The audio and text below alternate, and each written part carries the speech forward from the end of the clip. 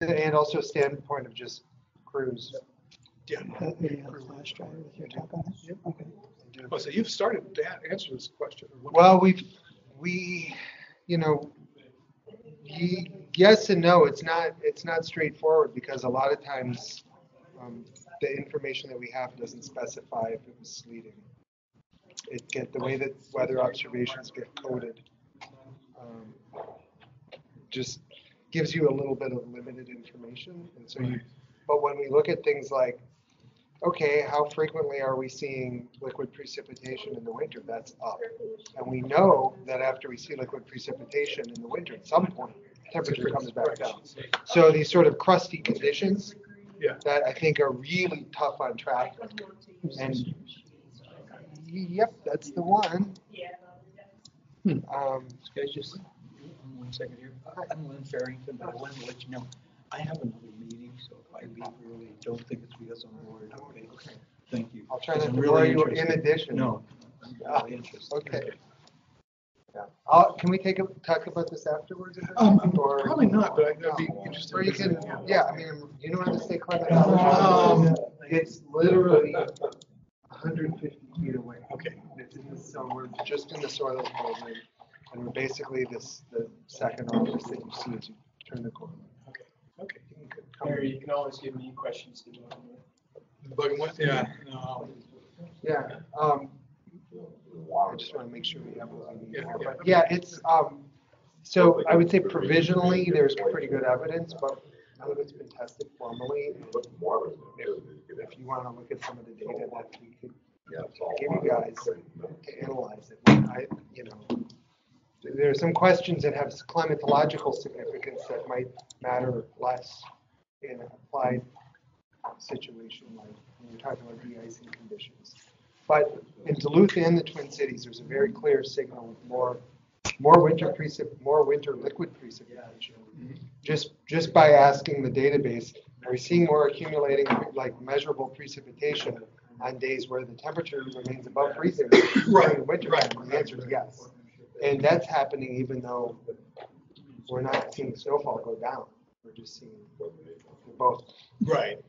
Okay. So in terms of rain on snow, I don't know, it's been my experience that snow over rain is much worse.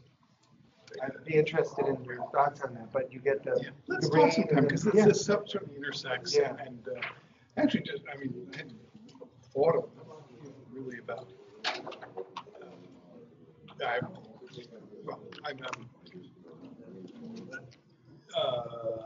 What am I doing? Beta testing a statewide version of a chloride project. Okay. That would look at waters in different areas and stuff like that, and look at some of the stuff. But we don't have climatology really built in. Right. Yeah. Maybe that's would be a good idea. It could work. Yeah. See, we have a lot of salt truck data. We have some, but we can also get it from other cities. Not all salt trucks are computerized, but nowadays some of them are computerized. And they know how much they're spreading down, how fast they're going, how many miles they're covering, all that stuff. Sometimes I can't. Sure. Yeah. I'd be happy to talk to you. It's an exciting and interesting, and it kind of pushes us into new places when we think about it. So I'd have you talk with my colleagues too, who might be able to help us with the historical information. Yeah. I know it's here somewhere. So.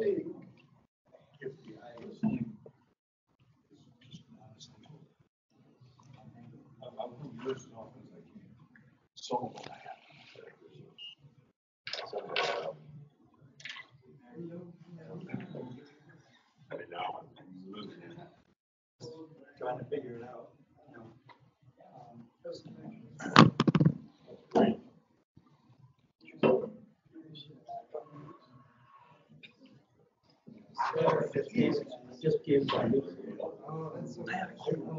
Haven't you seen this all before? Isn't it all went back to you now?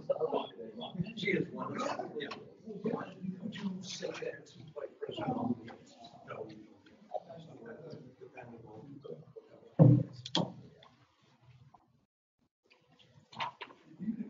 You guys are getting sick. You don't want to bring blood over here. We're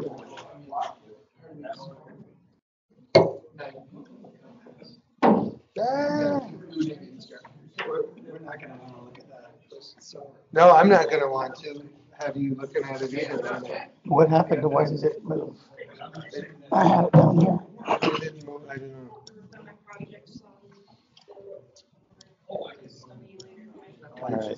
Just turn the projector on. It's working. All right, All right, so we're ready whenever you start. I'll introduce you. Okay. You stand here, then I'll see you on the video. Yeah. She'll go ahead and I hope I can move around a little bit.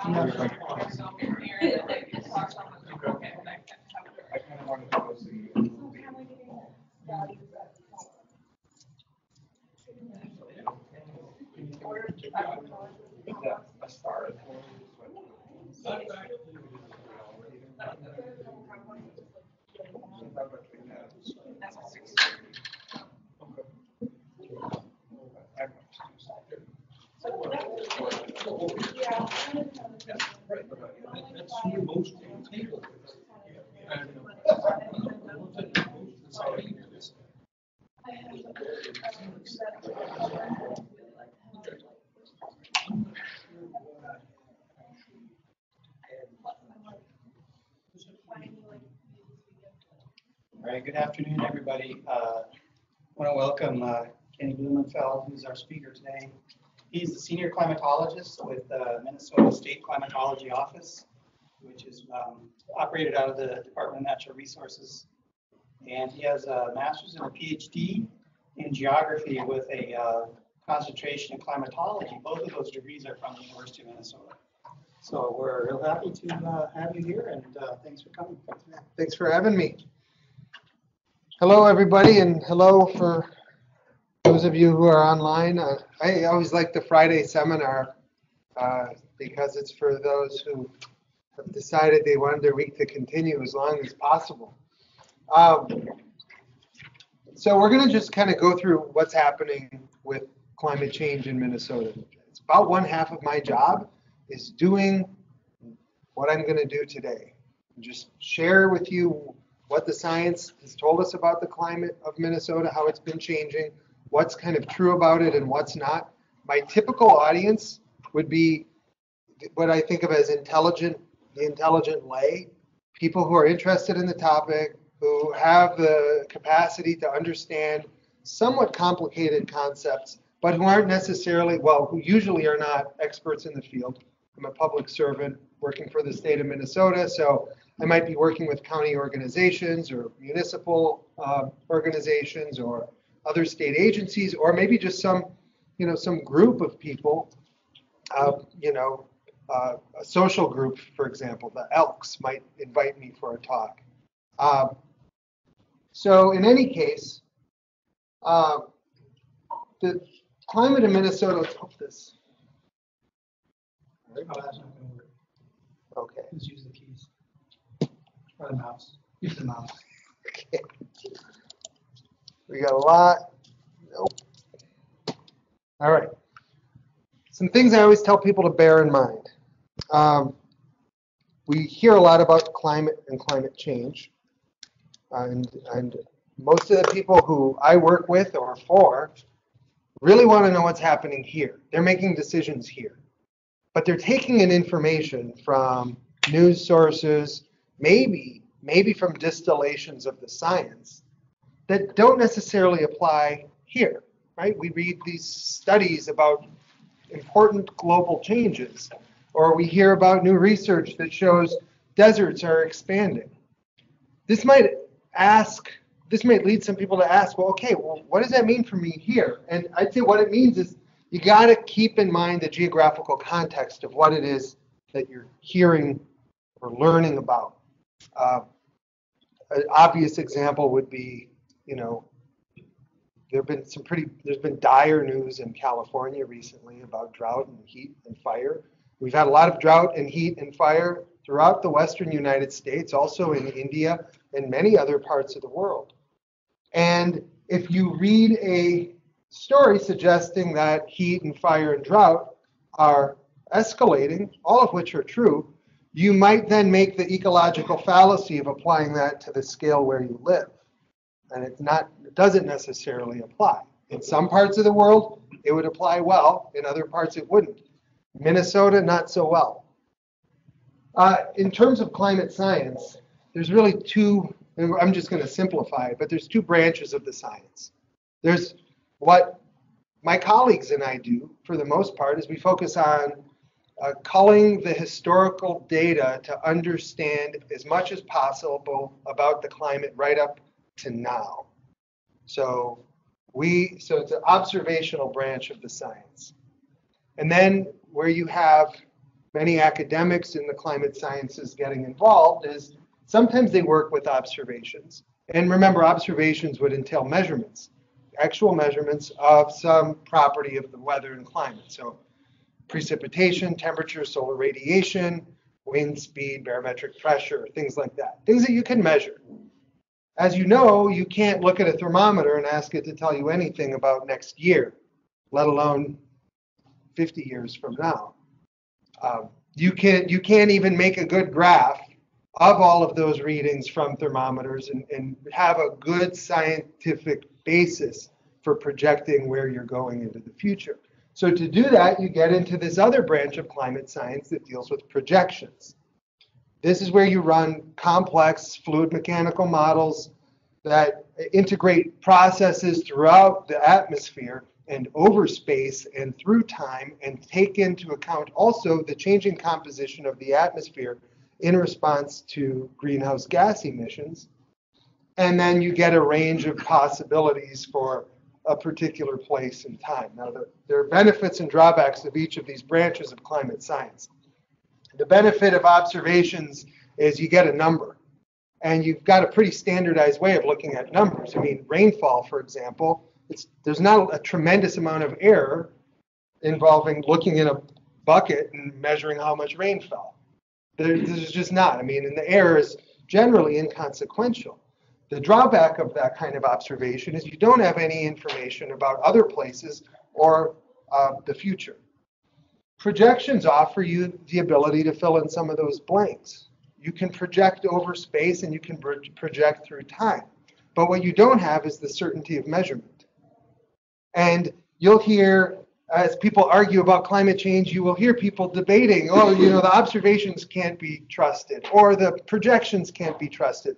They both have benefits. They both have drawbacks. I would say either one of those is a spurious argument to just knock down the entire branch of science based on a weakness alone.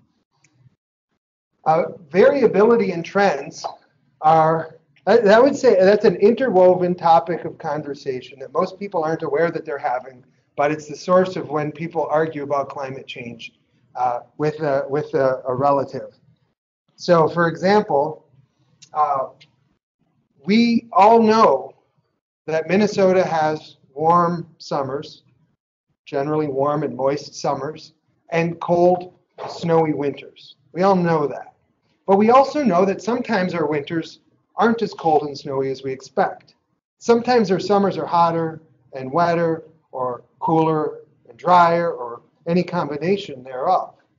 That's built into our understanding of where we live, and that's variability. At the same time, we are seeing measurable changes. There are trends. Having variability and trends simultaneously is part of the state of the climate right now. We have warming trends. We have increasing precipitation trends. We also have variability that will drive us above or below that trend line with probably the same regularity that it always has. They don't negate each other. They actually have to exist simultaneously. So this winter does not actually demolish the idea that our winters are getting warmer or sort of weaker. We have no reason to suspect that that's the case. Our winters are getting warmer and weaker, and this winter, until we have evidence otherwise, is a moment of extreme variability off of that trend line. Similarly, having a really warm winter, just one of them, doesn't prove the trend either. So people on either side of the so-called debate, which is mostly a popular debate and not a scientific debate, are often just putting variability and trends against each other as if they can't coexist. An important piece that I end up talking about a lot in Minnesota, and I think it's important for helping manage our perceptions and our understanding of the science, or sort of scientific literacy of this issue, is that we live in a hazardous climate. You can go and look at pioneer and historical records, and it's filled with drought and flood and tornadoes and severe heat waves and cold extremes and killer blizzards, and we actually see that in some of the old winter counts from the Dakota peoples before there was Western settlement here. It's a fact of our varying climate. One of our challenges is that we often grab onto hazards as kind of the poster children of the changing climate. And this poses some issues. Is a tornado that wipes out a town in Minnesota a guaranteed signature of the changing climate? Or is it actually just something we could have expected anyway? What we try to impart is that we have a hazardous climate. Some of those hazards are worsening. One of our big signatures is a hazard that's actually improving from a human comfort standpoint. But we still have all of these hazards. Whether they're changing or not, they're still hazardous. So for the groups that I work with that are often managing hazards, it's important to remember that just because something's not getting worse, it doesn't mean it's going away. In Minnesota, our prime example of that is actually drought. We are not becoming more drought prone currently, and the indications are weak that we will be leaving the range of historical variability in drought anytime soon. That said, we still expect drought to be part of our climate. It still could devastate us. But so we have to kind of think in a nuanced manner when we talk about these things. And then the last piece, which probably this audience needs this last piece less than most of my audiences, because this is a scientific and scientifically inclined group. But we can't just rest on our laurels because we saw a presentation in 2017 or 2012, or we saw a documentary in 2006 and think that we know all we need to know. This is a changing branch of science. It's changing along with the climate. We're getting more information. We're understanding the relationships in the atmosphere better all the time. And some of the applied fields that rely on climatic data are gaining information too. So we're learning more from ecologists and from foresters and from water resource managers all the time about what the implications really are for the changing climate conditions.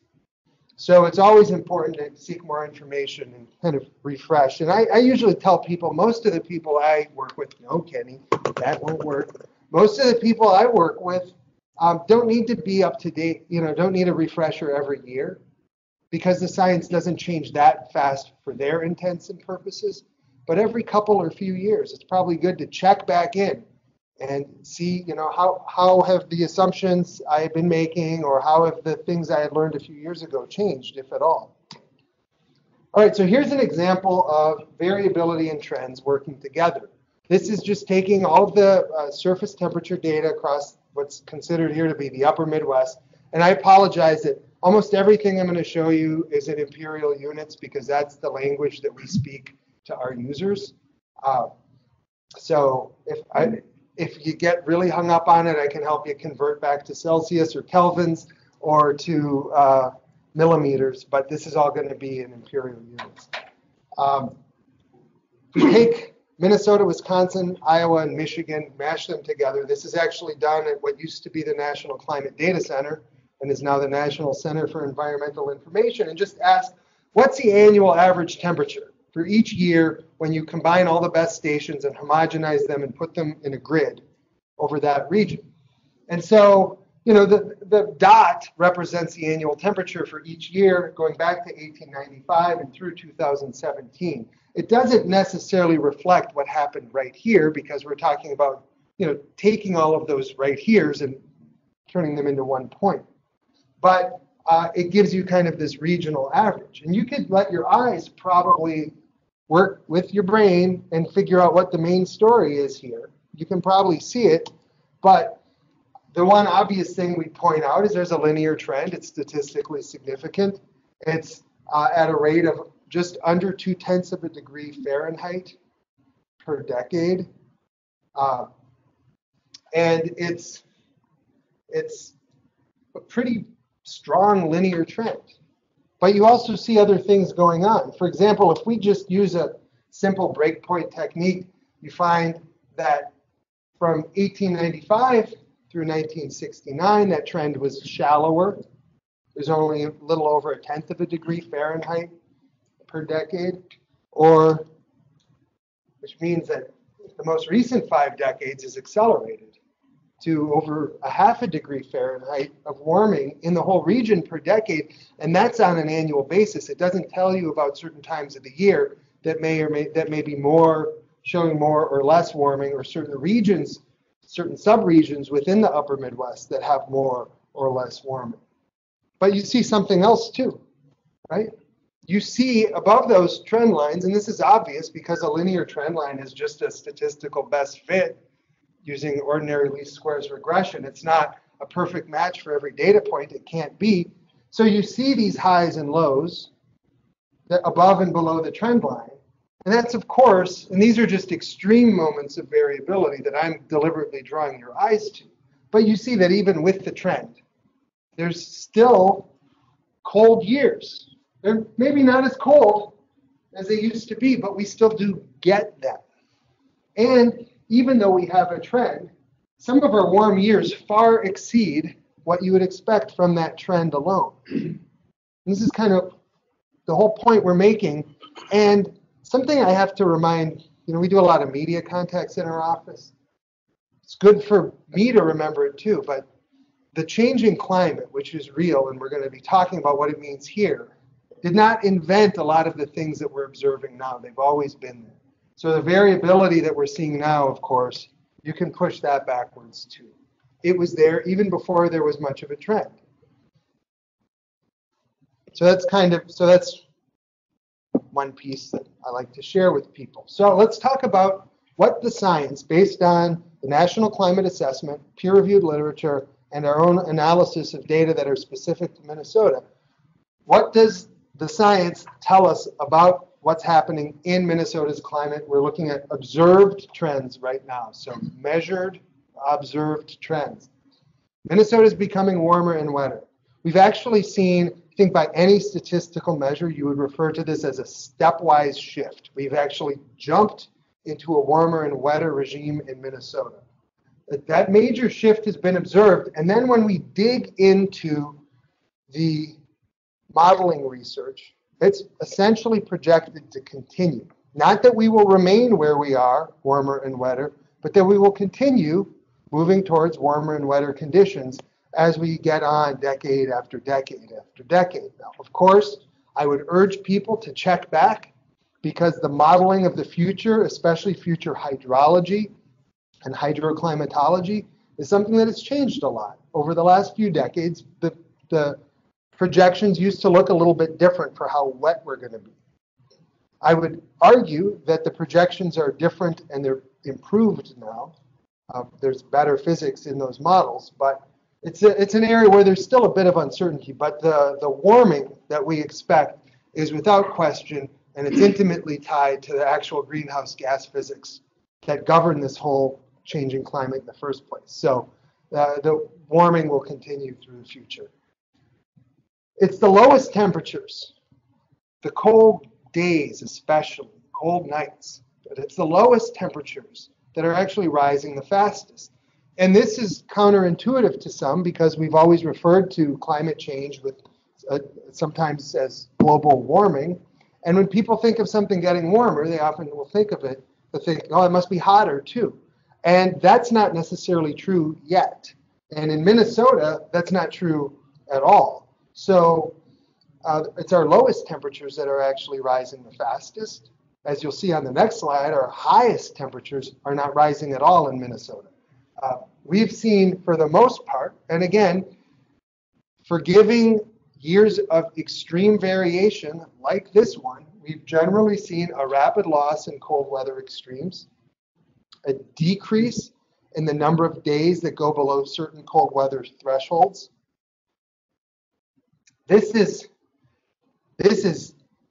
fundamentally tied to the greenhouse gases that are changing the climate. And therefore, of all the things that we know this the best. This makes the most sense. This makes more sense than anything else you'll find related to the changing climate of the upper Midwest. And it is therefore projected to continue with almost absolute certainty. It would take some kind of a geophysical cataclysm or full-scale global change to reverse that trend, or policies perhaps, but even that would take some time. And then the third one is that a lot, not all, but a lot of our increased wetness, I don't want to say wettening, I don't think that's a word, but the moistening of our climate, a lot of that is actually being driven by increased precipitation extremes. Of course, precipitation extremes, that's a catch-all term. It has a lot of, you can define it in a lot of different ways. But basically, we're talking about the counts of what can be defined as heavy rainfall events or heavy precipitation events, and then the magnitude of the heaviest of those heavy precipitation events. Both of those are increasing in generally statistically significant, and in many cases overwhelmingly significant manners across Minnesota, especially in the southeastern 3/4 of the state. So we're seeing more and larger big rain events, and that's projected to continue. Not quite the same level of certainty as we see with the low temperature increases, but pretty good certainty indeed. Here's some hazards that we care a lot about, that we pay attention to, that matter for the hydroclimate and the well-being of our state, that are currently not worsening. And this is a subjective humanized term, obviously, but we're talking about, is this making things harder to cope with for the systems that we rely on for our own existence here? Hot days and warm nights and excruciating heat waves are actually not worsening yet in Minnesota. The projections indicate that those increases will become likely. Now, generally, you wait until about the middle of this century before that really kicks in. The National Oceanic Atmospheric Administration had some research in the last year or so, running a bunch of different models showing that the inflection point in the upper Midwest is generally around 2050. That's where you start being able to pin or hang a lot of your heat waves on the changing climate, as opposed to before that inflection point, you have to really blame natural variability or the variability that's inherent to our climate. Drought.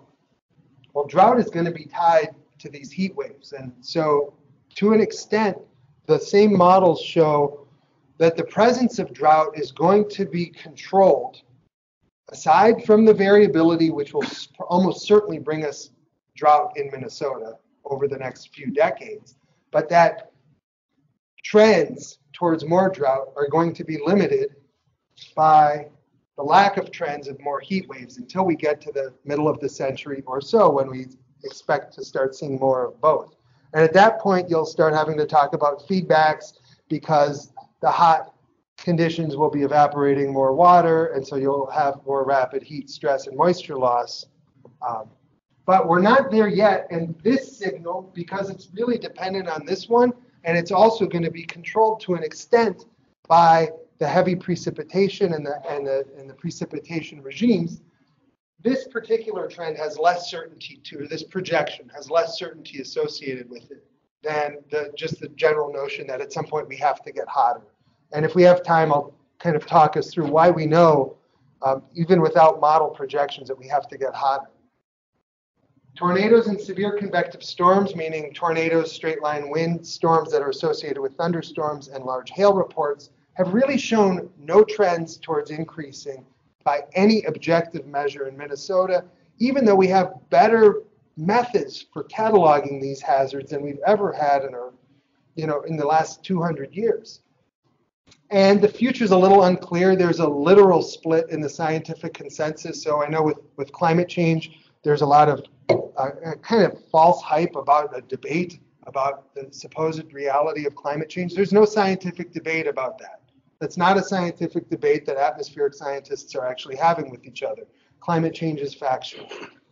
But there are branches of the applied climate that are where there is some uncertainty, and then there's actual debate, and the physics really split us on are tornadoes and hailstorms going to get worse or more frequent or less frequent and a little more benign because we're going to be moving into more tropical type situations that are less conducive to those, or is there just going to be so much more energy in the atmosphere that we expect more? And the models that have been run are almost a dead split. So there's some uncertainty there, but there isn't a smoking gun one way or the other. And what we do know is that we haven't seen a stepwise change in the behavior of those hazards yet. They're part of the climate of the United States and of Minnesota, and all we can tell people is you ought to be prepared for them because they're going to continue to be part of our climate. When we try and break this down, because I just threw a lot of information at you, and when we try and break it down and just assign levels of scientific confidence, I should caution, this is completely subjective. I do this for non-specialist users who are just trying to make sense of all of the different moving parts. And I say, okay, how confident are we scientifically that that particular weather hazard has changed because of, or at least in close association with, the change in climate?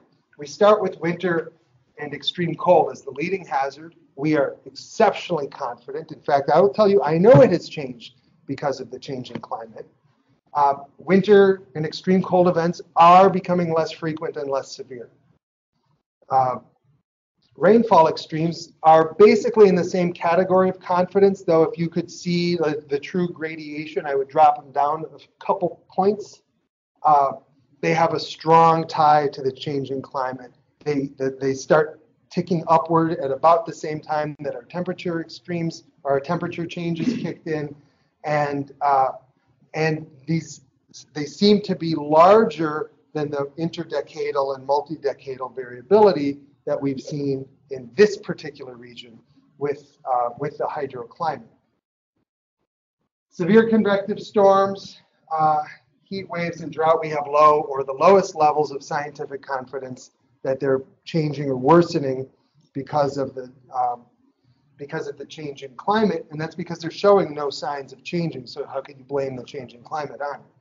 Now this looks different, and one of the things I should throw in shouldn't be shocked to know we could add one that just says high confidence that snowfall has actually become a little bit heavier as the climate has changed. The snowfall statistics, even though winter is taking a beating in general, there's also more moisture in the atmosphere, and so there's more fuel available as these winter storms come through the region. And so many stations in Minnesota, even though they might have a less dependable snowpack in general, they're seeing slightly larger maximum snowfall days than they had historically. When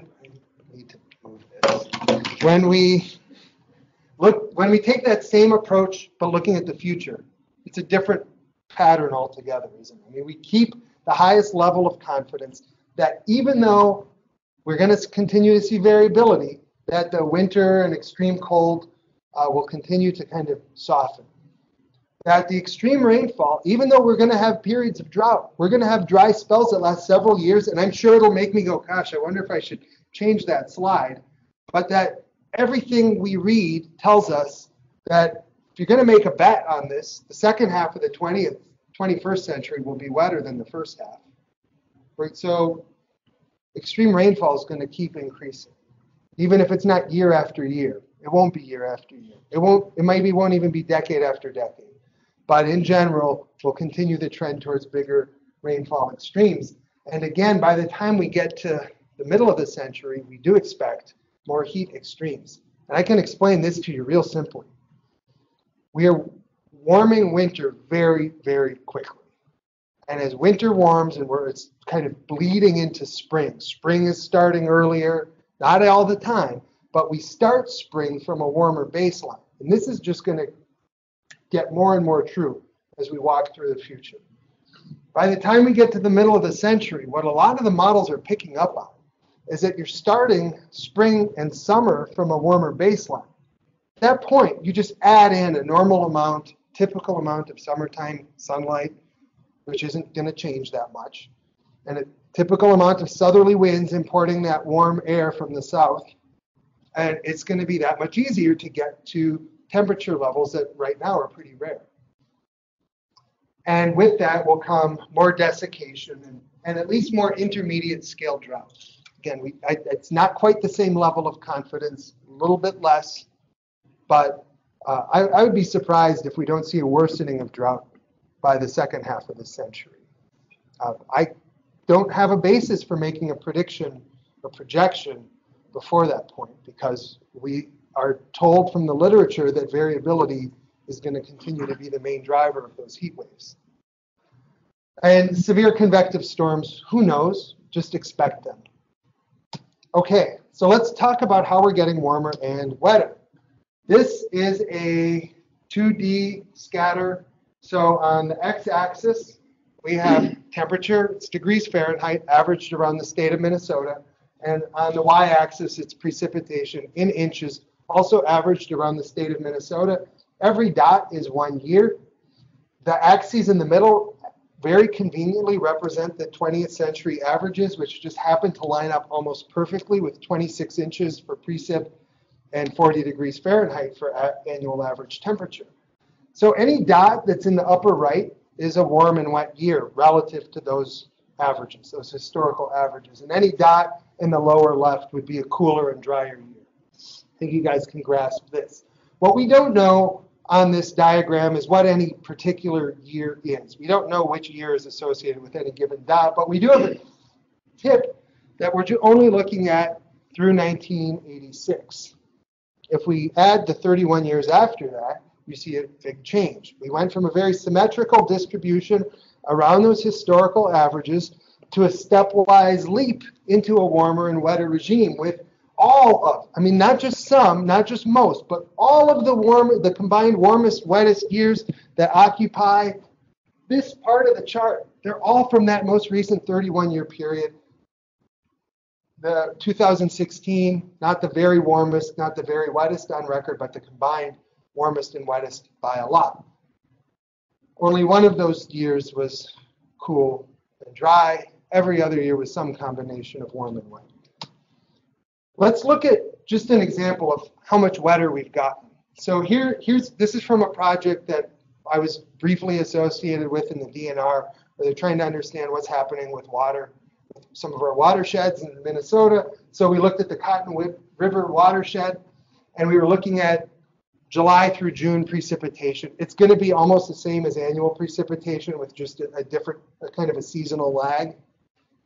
And what we're looking at with the orange squares is from the Lamberton Outreach Station in southwestern Minnesota, the actual values.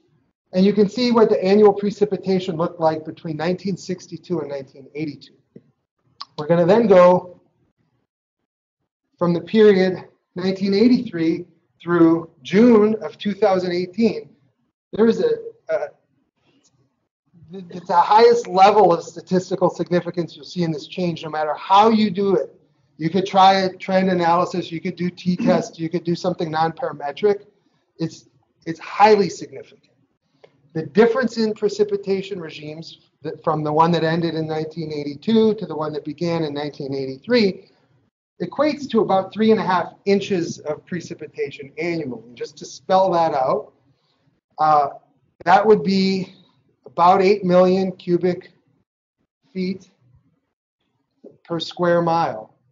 There's about 1,000 square miles in the Cottonwood River watershed. If you don't think in cubic feet, let's think in gallons. That's 60 million gallons per square mile per year. That's each year on average, not every single year, but on average, these years are producing 60 million gallons per square mile more water than these years. I can't tell anybody where that water goes once it hits the ground. All I know is the average year now is making a lot more water available in the atmosphere than falling onto the ground than it had been previously. And we're seeing this across the state of Minnesota. We're seeing it's a widespread. I mean, it's strongest. If you kind of look on that map there, I know that people online can't see it, but basically the southeastern 3/4 of the state are experiencing this. Let's see if this works. This was actually made by someone in our watershed health assessment framework group. We'll see if it works. But you can watch the normal 30-year cumulative precipitation, and you can see we're starting in the early part of the 20th century, and we're going to work to the most recent 30 years. If you think that we're getting more arid, watch this line migrate westward across the state. And we're not even in the middle, we're just in the middle of the century now. Look at where it ends up. And watch the darker, the richer, heavier precipitation colors saturate that map as we get deeper and deeper into time. The 100th meridian, there's a lot of, it might be advancing eastward, but it's not doing that into Minnesota yet. There's no evidence of that. This is using a nationally standardized database that we've sucked into the DNR. And someone from the Watershed Health Assessment Framework Group. I can't share this with you yet because it's still provisional, but I wanted to show it to you in any case. And what we know is if we take all of our stations that have 100 years of data, and I can actually push this right up to 2018. We take all of our years that have stations that have over 100 years of data, and we just count. We just ask them, how many times does an inch of rain fall? For that census, there's 40 stations, and we're just going to take a count. We're not going to change the number of stations. So you can see at the beginning of the period, in an inch of rain, I mean, that's not a tremendous amount of rain. It will cancel your picnic. If you're already really wet, you'll have some runoff. It's kind of the basic entry level of heavy rain. But you can see, without me showing you anything, you can see that there's more mass on the right side of that graph than on the left.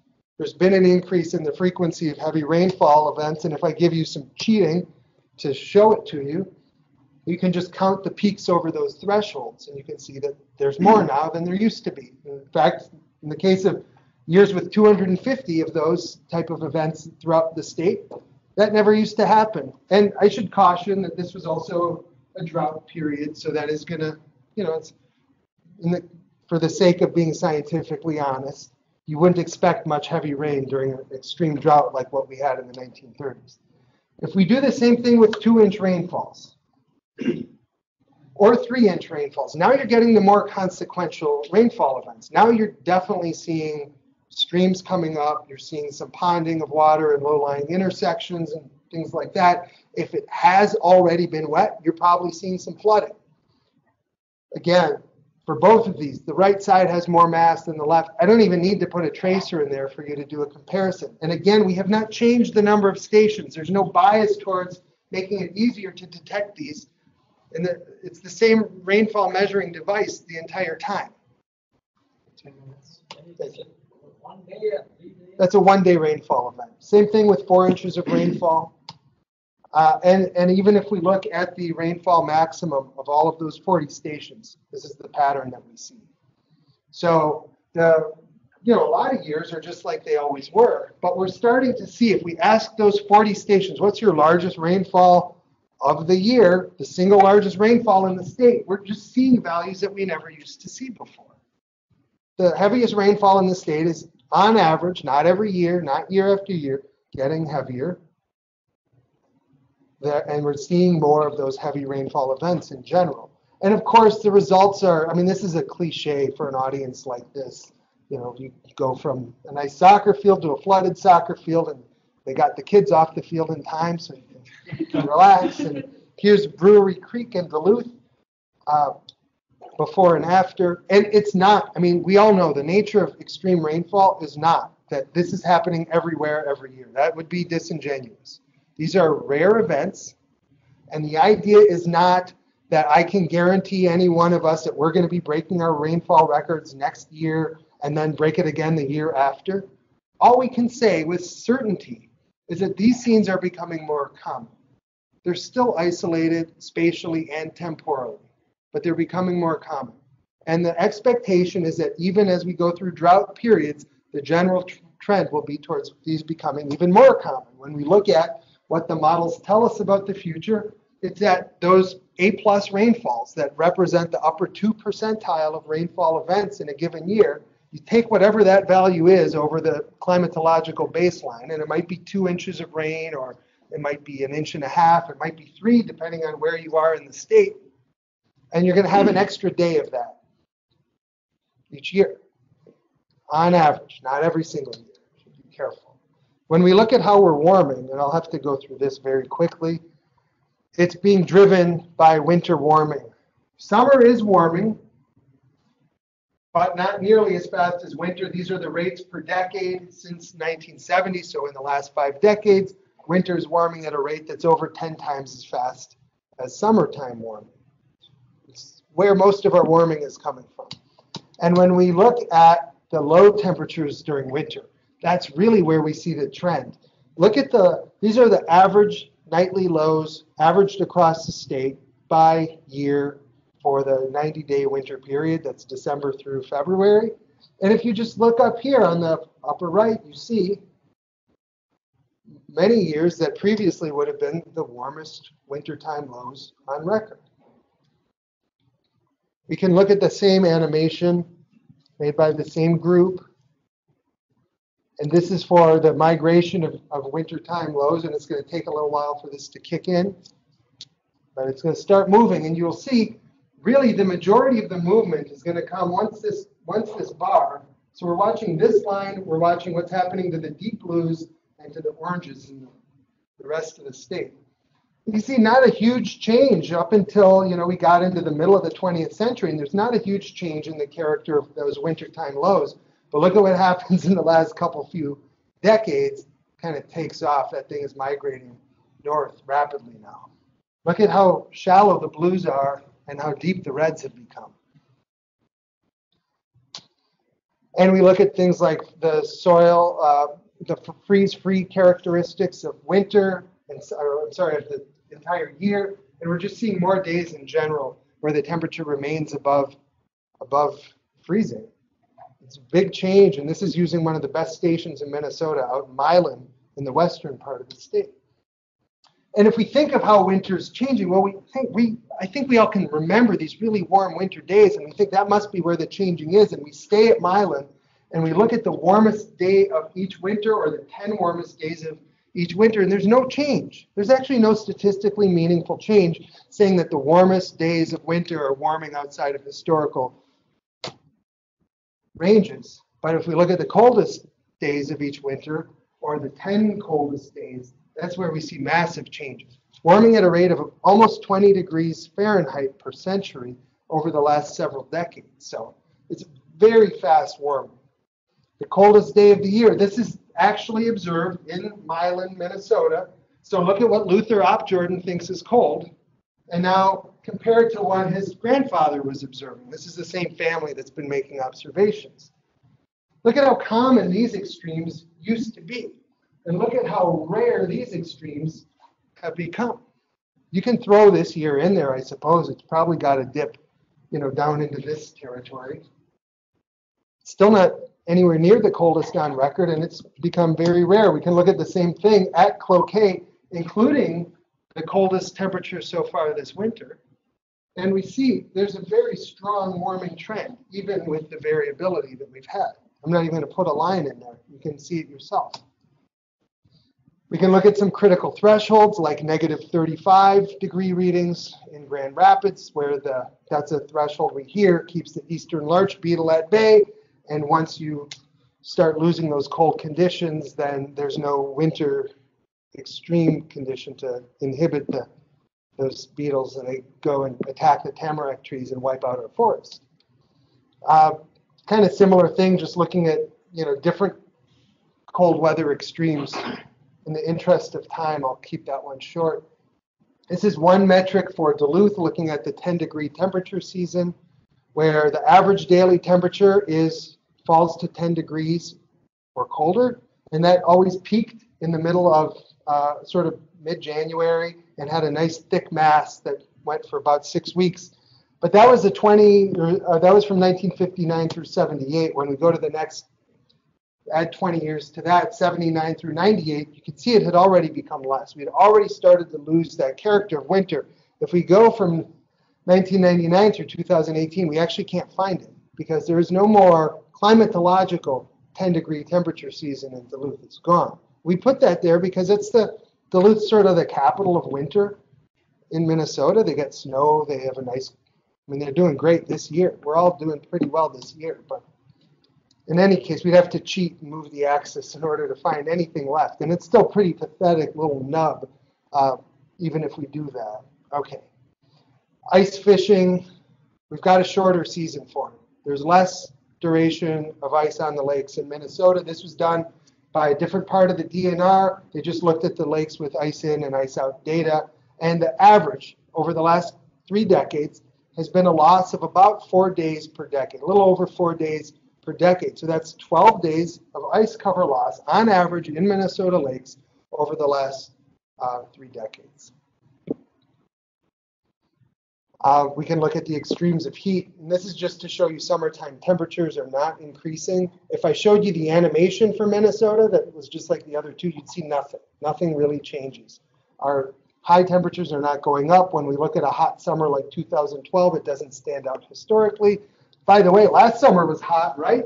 Look at this. It's not out of the range. And when we go and look at Milan, the hottest days of summer there, there's no indication we're heading towards more extremes of heat right now. Same is true at Cloquet. Same is true if we count the number of 90-degree days at Duluth. And when we look at those models, as I described before, we actually do expect when we get to mid-century that the winter warming will have primed us for more summertime heat. That's the easiest way to put it. When we think of drought, just quick, the drought severity index is one of a million metrics we can use. It's not great, but it's very easy to apply. However we look at this, there's no indication that drought has worsened in Minnesota. In fact, if anything, it's gotten less severe and less frequent. Now that's because obviously we've gotten wetter. This doesn't say we're not going to be in trouble occasionally still, because we always have been, and we're going to get it again. Absolutely. But it's not something that's worsening right now, and that's, I think, a message that has varied a little bit over the last couple decades, and we're trying to get people on the same page about it here. There's some signs of forest stress, even though we're not seeing drought in northern Minnesota. The trees are being warmed out of their comfort ranges, and even though they're seeing increases in precipitation, it's not necessarily enough to keep a lot of these trees comfortable. So foresters are reporting what's called hydrothermal deficit or hydrothermal stress in some of the forests, even though there's no meteorological, climatological, or hydrologic drought in those areas. And again, as we get hotter in the middle of the century, and we move to this potentially hotter regime during the summertime anyway, drought, not a smoking gun. These are consecutive dry days during the longest dry stretch of the year. How many additional ones do we get? You see a much stronger signal basically off the map here and in the far southern part of it. But, we might have slightly longer intervening dry days between those rainfall extremes, and that tends to indicate a little more tendency towards at least flash drought or intermediate drought, although it's not, again, a smoking gun. Tornadoes of consequence are not increasing in Minnesota. So we've gotten wetter and warmer. We're going to keep doing that. The wetness that we've seen has been driven mostly by, not entirely, but mostly by more big precipitation events, and the heaviest of those getting heavier. And the coldest conditions in Minnesota is really what's eroded the fastest. And it's actually been driving the temperature signal that we see. It's not that we're seeing increases of heat extremes. So we're getting warmer, but not by getting hotter yet. We're getting warmer because we're not as cold as we used to be. I sometimes give the example of, think of a room. It's a cool room, and you want to warm it up. You've got 2 options. One obvious one is start a fire. Make it hotter. The other one is seal off all the drafts. Stamp out all that cold air that could be coming in. And that's more analogous to what's been happening so far. The hot weather hasn't yet worsened, but again, that erosion of winter is going to kind of prime it to get a little more extreme. Especially, we don't know exactly when it will start. I'm never going to make a prediction, but the science tells us it's, you know, a couple few decades away yet before we should expect to see a signal. And the same is true for drought. We haven't seen a real change in tornadoes or severe convective storms. Thank you very much. Senator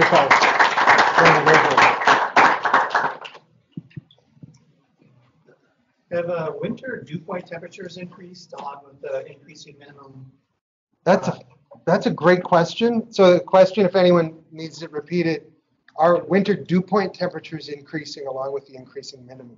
I don't have a quick answer for that, but we have the dew point database, so it's what we could look into, at least for the Twin Cities. When I have looked, so the high dew points in the summer get a lot of attention, but those aren't actually increasing either. And what seems to be happening in the summer is we're losing the really cool, dry, crisp days. So instead of a 45-degree dew point in the summer, it's more like a 51-degree dew point. And so rather than getting more humid at the extremes, we're becoming less dry at the other end. And so I would suspect that that holds for winter, but I haven't looked at it carefully. So it would only be speculation. Is that? Yeah. Yeah, so are summer minimums going up? Yeah, so that kind of cold weather warming is affecting all seasons. So where we remember the very quick jet set that we did through the winter versus summer comparisons, the summer is warming, but it's not warming with the maximum temperatures. In fact, in the southern and central part of Minnesota, those summertime maximum temperatures are going down. But the summertime average temperature is going up, which means it is those minimum, and those are being the minima, and those are being led by the cold ones, especially. Are water tables going up? I don't know. It's out of my domain. You'd have to ask a hydrogeologist or a hydrologist. Well, it seems like one of the more frightening things in Minnesota. So many houses, you know, 10 feet of ground, 10 feet above ground. Yeah. Oh yeah. There's a whole. Anyone who lives, I don't know. I live in the Lake Nokomis, Hiawatha area in Minneapolis. And there's a lot of residents in our neighborhood who are up in arms because the area was actually a swamp. It was drained, right? It was drained and developed during the drought. So it seemed great at the time. That was great. Wow, this worked out really well. We've now moved into, we've moved into a much wetter regime. And it's pretty hard for some of the residents to cope with that because the common response seems to be, we get more water, make it go somewhere else, please. And it becomes everyone else's problem. And it's a bit of an issue. There's kind of a task force set up on that. I think going back to Larry's question, I think if you look at Devil's Lake, that's been going up. Okay, so that's part of the water table affecting some of the houses. And even some of the front water tables over in Minnesota, which shows that.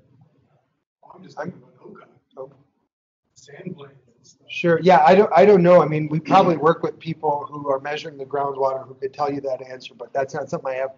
Just to clarify for the people who are online, the recent questions that people are kind of debating in the room are, have the water tables gone up? To which I said, I don't know. That's not something I study. I hear that they are in some areas.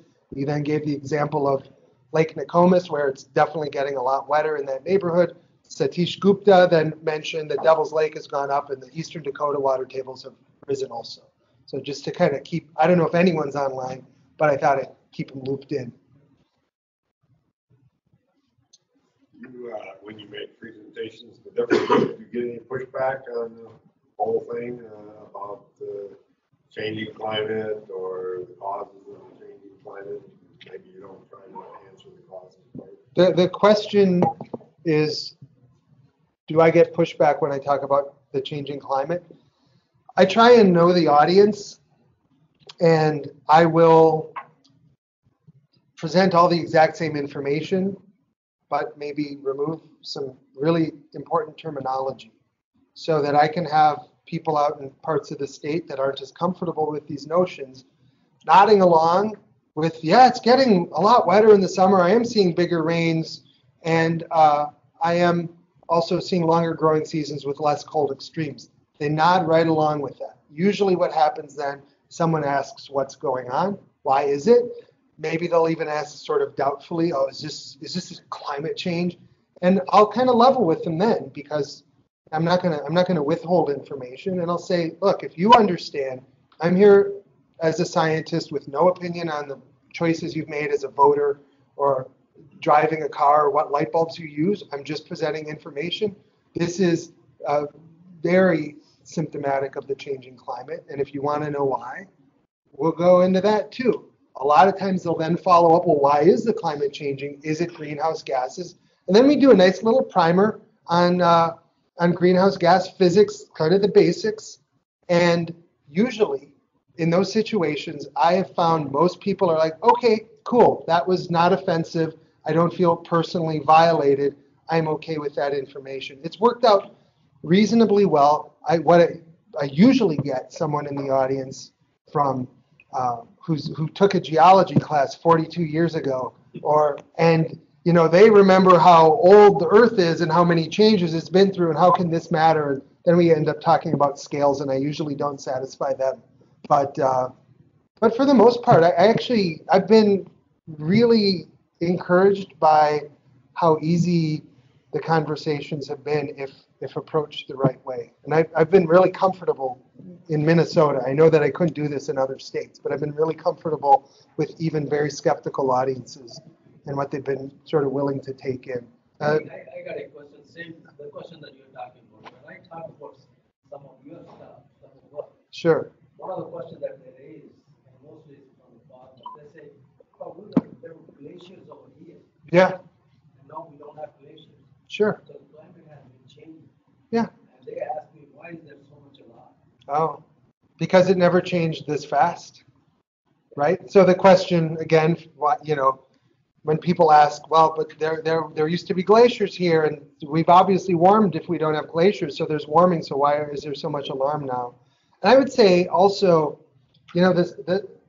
we can all have our own, I'm sort of not representing the DNR at this moment right here. What I'm about to say is more just an observation. I think we can all have our own sort of personal approach to this issue, but the science itself is not opinionated. It doesn't care what we think or disagree with. The facts don't care what someone does or doesn't understand. They're just facts. They're not there to offend anyone. And I think that, sometimes that's kind of got to enter into it too.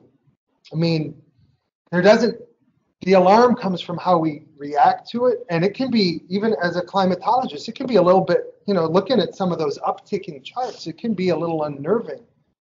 But it's kind of my job not to look unnerved. And I think that if we can convince some people, and I don't like to use the word convince, but if we can show people that, yeah, I'm telling you this, I'm also throwing you a bunch of bones by saying, it's not getting hotter yet. All of our things, the sky isn't completely falling here. We could show a completely other map that shows that in the context of the rest of the U.S., Minnesota's looking like a climate change winner. I'm sure you've seen that with the blue and the red map, and the south and the desert area just gets destroyed as the climate continues to change. And Minnesota is kind of on the buffer of where it might be, for whatever model they were using, maybe a little more beneficial. It's not that everything that the sky is falling necessarily. It's that there are some things that are changing that the people who manage and live off of those things that are changing need to be able to keep up with, and they in many cases cannot. So help me, Dave, with how much question and answer. I can do this all day, so I'm good. Well, go ahead. A quick comment. Sure. I was involved in the national assessment once. Oh, good. That's a rain back. Okay. And we write a report to Congress when the data is the same. Yes, it is objective, but the adjectives are different. Yeah, that's correct. The adjectives. Rapid change, a gradual change, that is true. The adjectives we fought for weeks over this. The adjectives are important, and I have to acknowledge there's a subjective element of what I do. I know that a lot of the feedback I get is like, wow, you really distilled the science. And the truth is, I try to, but there has to be a subjective element here. And we need a common language for describing the fact that you have one change and then you have another. And how we choose to describe that change in the change kind of matters and probably will require an adjective. And I think this is where we can get a little carried away with our adjectives. But I think, if we could agree on what the adjectives meant, I think anyone looking at the assessments would pretty much concur that they're the right adjectives to use, given what we're seeing. Okay, yes. Yeah. So what are Minnesota state agencies doing with this information to adapt That's a great to the future? I mean, are some agencies already beginning to make plans for adaptation, or are others not choosing to do any planning? I mean, what do you see in terms of how this information is used? Okay, that's a great question. So the question is, what are state agencies doing? I have sort of a limited answer. So, but this will be a little bit of a civics lesson for those, and pardon me if this is a little bit patronizing, but I just want to make sure state agencies are part of the state government. So the DNR, the Department of Agriculture, all of them, they're all part of the state government, and in that way, that their leadership are actual political appointees by the government. So I'm non-political, I'm not a political appointee, but my boss's boss's boss's boss is. And in that way, the governor and the governors have sort of shaped how the agencies respond to environmental issues. And in the recent and current administrations, there has been a group assembled to unite the agencies called the Interagency Climate Adaptation Team. And they also work fairly closely with something that's actually all the commissioners of those state agencies run, called the Environmental Quality Board. So the Interagency Climate Adaptation Team has been working on trying to take what's happening at each agency level. And I sit on this team as sort of just the climate person. I don't represent the DNR other than my association happens to be with the DNR, but I help them keep the climate science kind of all on the same page. Each agency they've assembled there's a report through this that was assembled in 2018, I believe, or maybe it's 17, on what each agency has been doing. It varies from, changing over fleets to be more, to lower emissions, which is more on the mitigation side, to imposing buffer rules and to promoting rain gardens and urban forestry to prevent extremes of urban heat. I would say there's a lot of ideas, but the actual progress is slower because agencies work pretty slowly. There's a lot of process involved. And some of the fastest changes that we're seeing are actually at the community level, where there's a little more nimbleness involved because you don't have to ask as many people for permission. But I can send the link for that ICAT report. One of the neatest developments that I was involved in is the Board of Water and Soil Resources. One of the members from that organization and wrote a paper on resiliency to extreme rainfall, and it's sort of a white paper. And it's thought of by some organizations as kind of a policy blueprint. It's kind of the blessing from state government to go ahead, start employing some of these better practices if you can. So I can also send you that link too if you want to distribute it. Yeah. I'm sorry if that was kind of an arm-waving answer, but. All right, I think we'll close the Yeah. seminar. Thanks, everybody. Appreciate it.